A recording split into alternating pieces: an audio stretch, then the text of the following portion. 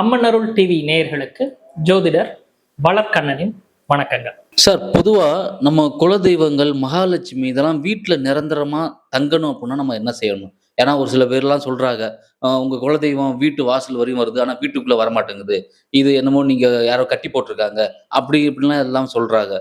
அது வீட்டுக்குள்ள வரணும். நம்ம கூட நிரந்தரமா தங்கணும் அப்படின்னா நம்ம என்ன செய்யணும்? நல்ல கேள்வி. முதல்ல இந்த மகாலட்சுமி வாசம் இது என்ன?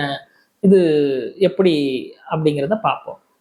ஜோதிட ரீதியா பார்த்தீங்கன்னா, மகாலட்சுமியை குறிப்பது சுக்கிரன் அப்படிங்கிற ஒரு கிரகத்தின் அதிதேவதையாகத்தான் லக்ஷ்மி கருதப்படுறாங்க. அப்போ இந்த மகாலட்சுமி எங்க இருக்க மாட்டாங்க அப்படின்னா, சண்டை இட்டுக்கிட்டே இருக்காங்க. ஒரு வீட்டுல பாத்தீங்கன்னா ஒருத்தருக்கு ஒருத்தர் கருத்து வேறுபாடோட சண்டை போட்டுக்கிட்டே இருக்காங்கன்னா அந்த இடத்துல மகாலட்சுமியுடைய வாசம் இருக்காது. இன்னொன்னு என்ன பாத்தீங்கன்னா, வாசனை திரவியங்களால அந்த இடத்தை முதல்ல சுத்தப்படுத்தணும். சுத்தப்படுத்தின பிறகு வாசனை திரவியங்கள் கொண்டு அந்த இடத்துல தெளிக்கணும். இப்ப பன்னீர் தெளிக்கிறது, வீட்டை முழுக்க சுத்தப்படுத்தின பிறகு வாசல் தெளித்து கோலமிட்ட பிறகு மஞ்சள் தண்ணி தெளிச்சு பன்னீர் அதெல்லாம் தெளிச்சிங்கனாலே லக்ஷ்மியினுடைய கடாட்சம் கூடும். அந்த வீட்டு பெண்கள் பார்த்தீங்கன்னா நறுமணம் உள்ள மலர்களை சூடணும்.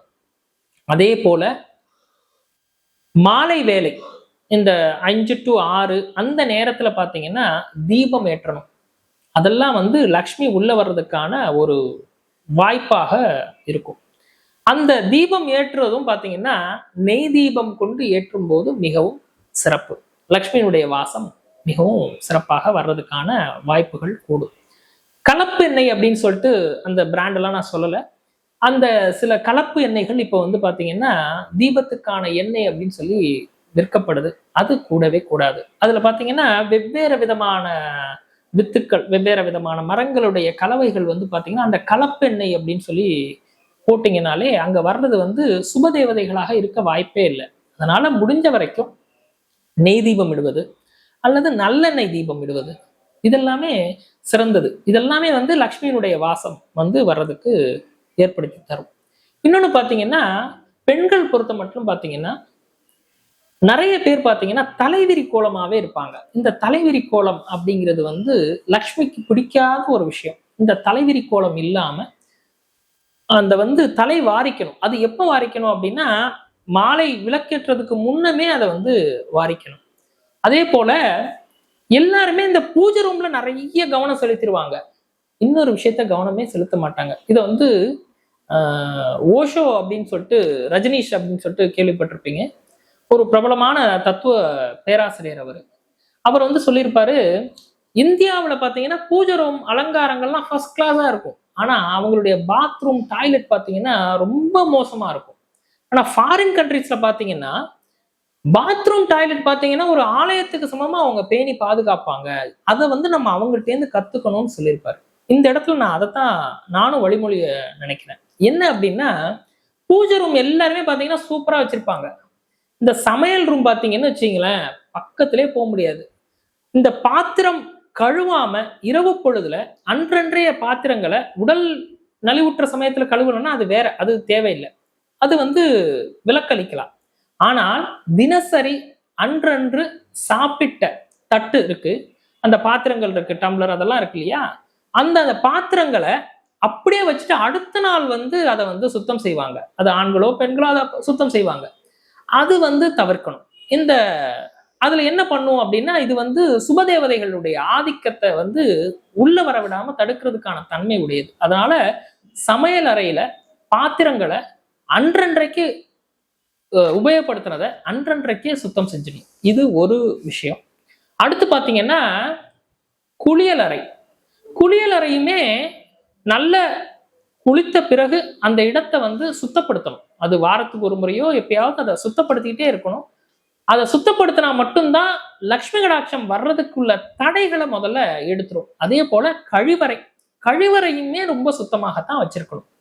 இதெல்லாம் பாத்தீங்கன்னா இன்னொரு விஷயம் என்னன்னா, இந்த கழிவறை அப்புறம் குளியலறை இந்த இடத்துல இந்த அசுபமான தேவதைகளுடைய தாக்கத்தை எடுக்கணும் அப்படின்னா ஒரு பாத்திரம்னா ஒரு சின்ன ஒரு கப்புன்னு வச்சிங்களேன், அந்த கப்புல கல்லுப்பு இருக்கு இல்லையா, அந்த கல்லுப்பை போட்டு கொஞ்சம் தண்ணீர் விட்டு அந்த இடத்துல அந்த கப்பை வச்சிட்டீங்கனாலே அது வாரம் ஒரு முறை அதை எடுத்து ஒரு ஆற்று நீர்லயோ எதுலயோ ஒரு இடத்துல வந்து அதை விட்டணும். அந்த கல் உப்பு நீர் பார்த்தீங்கன்னா என்ன பண்ணும் அப்படின்னா, அந்த இடத்துல உள்ள அசுப தேவதைகளுடைய ஆதிக்கத்தை அது கொஞ்சம் புரிஞ்சிடும். அது ஒண்ணு. பிளஸ் அந்த இடம் சுத்தம் பண்ணணும்.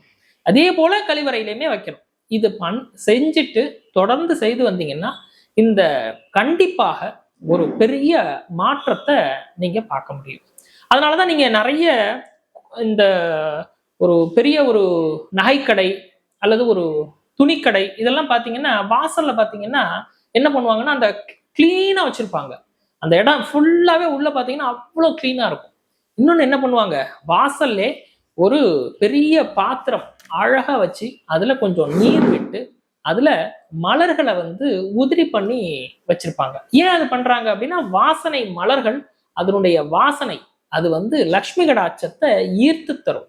லக்ஷ்மி வாசம் செய்யறது எதுலன்னா, சுபமான வார்த்தைகள் பேசக்கூடிய இடத்துல லக்ஷ்மியுடைய வாசம் இருக்கும். அதே போல நறுமணம் மிகுந்த இடத்துல லக்ஷ்மியுடைய வாசம் இருக்கும். மன ஒற்றுமை வேண்டும் நினைக்கிறவங்க இடத்துல லக்ஷ்மியினுடைய வாசம் இருக்கும். அதே போல தன்னை அலங்கரித்துக் கொள்ளக்கூடியவர்கள், அலங்கரித்துன்னா எப்படின்னா ரொம்ப மேக்கப் போட்டு அப்படி இப்படி அப்படின்னு அர்த்தம் இல்ல, தலைவாரி பூச்சூடக்கூடிய இல்ல பெண்கள் இருக்கக்கூடிய இடத்துல லக்ஷ்மியினுடைய வாசம் இருக்கும். அதே போல மாலை பொழுதுல 5 to 6க்குள்ள தீபம் ஏற்றி வழிபாடு செய்யக்கூடிய, செவ்வாய் வெள்ளியா இருந்தா சரி, இல்ல தினசரி பண்றவங்களும் இருக்காங்க, செவ்வாய் வெள்ளி தீபம் ஏற்றவங்க இருக்காங்க, பௌர்ணமி காலங்கள்ல தீபம் ஏற்றி வழிபாடு பண்ணக்கூடியவங்க இருக்காங்க. நெய் தீபம், பசு நெய் தீபம் வைத்து வழிபாடு செய்யும் போது லக்ஷ்மியினுடைய வாசம் அந்த இடத்துல நிரந்தரமா தங்கும். சார், லக்ஷ்மியை பத்தி நல்லா தெளிவா சொன்னீங்க. இப்போ அதே தானே குலதெய்வத்தை பத்தி கொஞ்சம் சொல்லுங்க சார். அது வந்து வீட்டுக்குள்ள வர்றதுக்கு இல்ல ஒரு சில பேர் வரமாட்டேங்குது அப்படின்லாம் சொல்றாங்க. அதை பத்தி கொஞ்சம் தெளிவா சொல்லுங்க சார். சரி, ரைட். இப்போ குலதேவதை வீட்டுக்குள்ள வரல அப்படின்னு சொல்லி கேக்குறீங்க. ஃபர்ஸ்ட் குலதேவதையில என்ன அப்படின்னா, அவங்கவுங்க வீட்டுல வாழ்ந்து மடிந்த நல்ல புண்ணிய ஆத்மாக்கள் குலதேவதையாக இருக்கும். அதுதான் முதல்ல வந்து உதவக்கூடிய தெய்வம். மற்ற தெய்வத்துக்கும் குலதெய்வத்துக்கும் ஒரு வித்தியாசம் இருக்கு. அது என்ன அப்படின்னா, மற்ற தெய்வங்கள்லாம் வந்து நம்ம கேட்டா மட்டும்தான் உதவும். கேட்கலன்னா கூட வாலண்டியரா வந்து உதவக்கூடிய தெய்வங்கள் என்னன்னா குலதெய்வதை தான். ஒரு வீட்டுல வந்து இடப்பிரச்சனை வருது, இல்ல திருமணம் சார்ந்த பிரச்சனை வருது அப்படின்னா அந்த நேரத்துல தீர்த்து அந்த குடும்பத்துக்கு ஒற்றுமை நிலவுவதற்கு காரணமாக இருந்த ஒரு புண்ணிய ஆத்மாக்கள் தான் குலதெய்வமாகவே இருப்பாங்க அந்தந்த குடும்பத்துக்கு. அவங்கள போற்ற வேண்டியது, நினைவு கூற வேண்டியது எல்லாருக்கும் அவசியம்.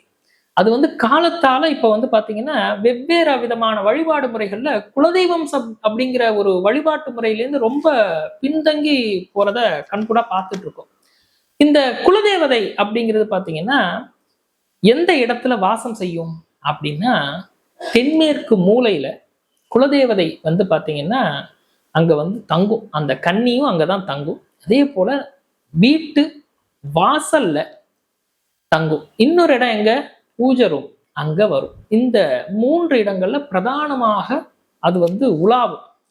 அதனால விளக்கு ஏற்றுவதற்கு முன்னமே என்ன பண்ணணும் அப்படின்னா, நம்ம மஞ்சள் தண்ணி தெளிப்போம் இல்லையா, அந்த மஞ்சள் தண்ணி தெளிக்கிறது எங்கேருந்து தெளிக்கணும் அப்படின்னு பாத்தீங்கன்னா, முதல்ல உங்க வீட்டுல உள்ள வடகிழக்கு பகுதியில மஞ்சள் தண்ணி தெளிக்கணும்.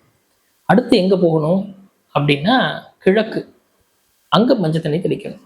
உங்க சுவாமி என்னவோ குலதெய்வமோ அதோட பேரை சொல்லி, சுவாமி நீ இங்க வா அப்படின்னு சொல்லி உங்களுக்கு தெரிந்த பாஷையில, அதுக்கு வந்து மந்திரம் தெரியணும் அப்படிங்கிறதெல்லாம் இல்லை, உங்களுடைய குலதெய்வத்தோட பேரை சொல்லுங்க.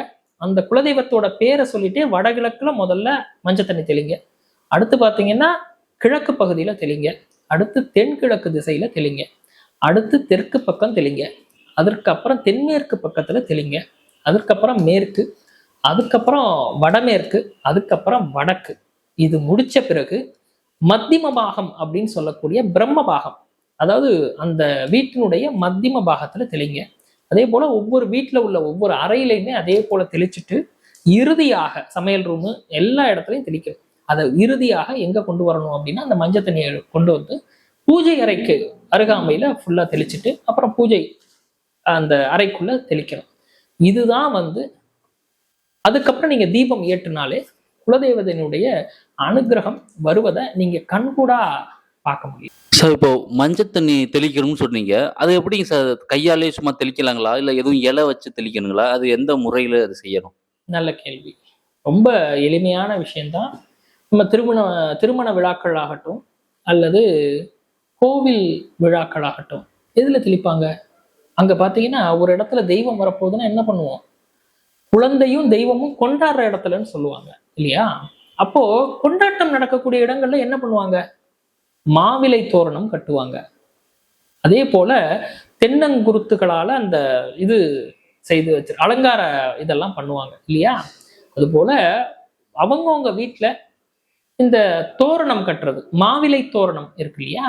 அந்த மாவிலை தோரணத்தை கட்டணும். எந்த இடத்துல கட்டணும்? நிலைவாசப்படியில கட்டணும். அதே போல பூஜை அறையில அந்த மாவிலை தோரணம் கட்டணும். அது வாரத்துக்கு ஒரு தடவை அதை வந்து மாத்திக்கலாம். இல்லை முடிஞ்சதுன்னா 15 நாள் இல்லை ஒரு மாசத்துக்கு ஒரு தடவை மாத்தலாம். இந்த மஞ்சள் தண்ணி தெளிக்கிறப்போ மாவிலை எடுத்து அதுல ஒரு கலயம் இருக்குன்னா அந்த கலயத்துல நீர் விட்டு அதுல வந்து மஞ்சத்தூள் கலக்கலாம். அது போல பச்சை கற்பூரம் இருந்ததுன்னா பச்சை கற்பூரம் இருக்கு இல்லையா, அதையும் கலக்கலாம். நறுமணமான பன்னீர் கூட கலக்கலாம். இதெல்லாம் வந்து எளிமையா கிடைக்கும். நம்மளுடைய பூஜை ஸ்டோர்கள்ல எங்கேயாவது போனீங்கன்னா ரொம்ப எளிமையா கிடைக்கும். இந்த கலவையை வந்து என்ன பண்ணணும் அப்படின்னா மாவிலை வச்சு உள்ளுக்குள்ள அதை வந்து உங்களுடைய தேவதையினுடைய பேரை சொல்லி நீ வந்து இந்த இடத்துல வந்து இந்த தீர்த்தம் வழியா வந்து எங்க வீட்டுக்குள்ள வா அப்படின்னு சொல்லி நம்ம பிரார்த்தனை செஞ்சுட்டு தெளிச்சோம்னாலே ரொம்ப சிறப்பு. கையால தெளிப்பது அவ்வளவு சிறப்பு இல்லை, மாவிளையால தெளிப்பது தான் ரொம்ப ரொம்ப சிறப்பு. மாவிலையில தான் வந்து லக்ஷ்மியினுடைய வாசத்தை ஈர்க்கக்கூடிய தன்மை, தேவதைகளுடைய வாசனை வந்து வருகையை வந்து ஈர்க்கக்கூடிய வல்லமை உண்டு. அதனாலதான் வந்து நம்ம வந்து அந்த பூரண கும்பம் வைக்கும் போதும் பார்த்தீங்கன்னாலே மாவிளை வைப்போம். அதே மாதிரி தெளிக்கிறப்பவும் அந்த மாவிளை வைப்பது வந்து சடங்காவே நம்ம கொண்டு வரக்கூடிய மரபு தான். பெரும்பாலும் இப்ப அதை விட்டு ரொம்ப பேர் வந்து மறந்துட்டதுனால அதை நினைவூட்டுறதுக்காக தான் இதை சொல்ல வேண்டியதா இருக்கு.